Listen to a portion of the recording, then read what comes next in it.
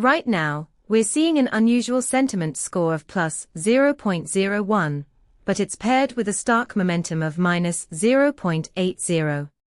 This divergence stands out, especially when compared to historical data where positive sentiment typically correlates with upward momentum. What does this mean for you? It indicates a potential inflection point where sentiment is slightly bullish, but underlying momentum is dragging. With 20 semantic clusters identified, you can explore nuanced topics driving this sentiment shift. For example, you could use this data to identify emerging trends in public opinion before they gain traction, helping you to fine-tune your strategies or offerings. Ready to dive deeper? Check out our documentation at pulsebit.lojenterprise.com/docs.